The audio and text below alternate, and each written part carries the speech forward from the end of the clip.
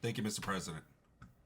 Children are the living messages we send to a time we will not see. Wise words from the late United States President John F. Kennedy.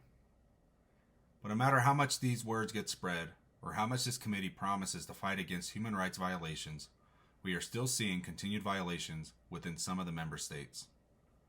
One of these violations is the attacks against a child's rights to education. More than 260 million children are out of school worldwide. Some of the main causes to this is because of discrimination of marginalized groups by teachers and other students, long distances to school, formal and informal school fees, and the absence of an inclusive education.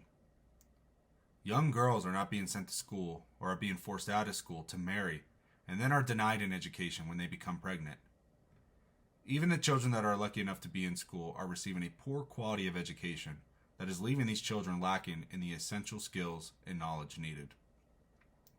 Armed attacks against teachers and students are continuing to be seen, with attackers intentionally targeting these infrastructures.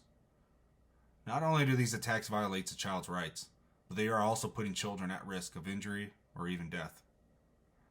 These threats have caused a hesitant approach for children to go to school and have led to children dropping out and forcing schools to cut their hours.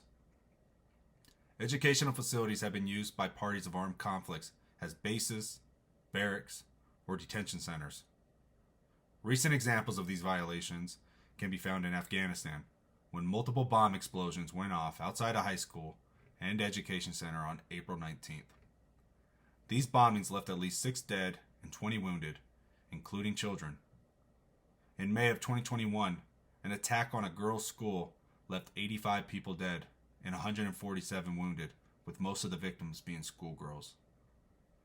Between the years of 2015 to 2019, the Global Coalition to Protect Education from Attack has recorded over 1,000 attacks on students, teachers, and schools within Afghanistan, and has made Afghanistan one of the worst affected countries.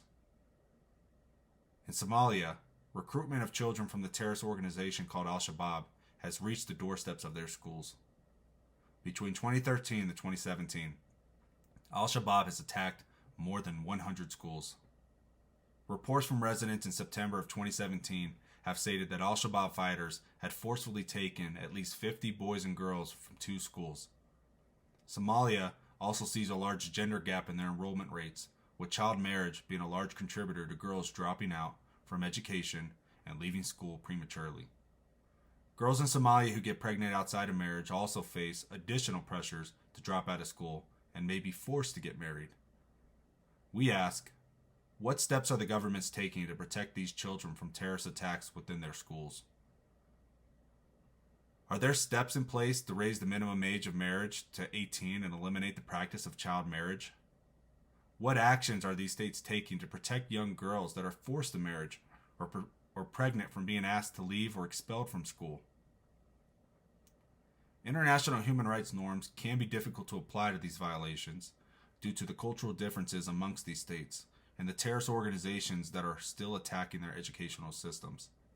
Additionally, the efforts that are taken to promote compliance with international human rights norms have traditionally been limited because of a government having no material interest in acting on behalf of citizens of another state.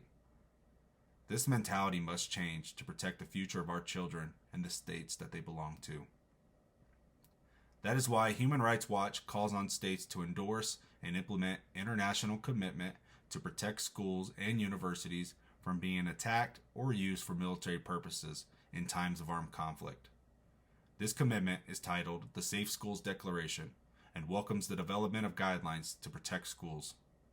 These guidelines can be utilized to bring into domestic policy and operational frameworks.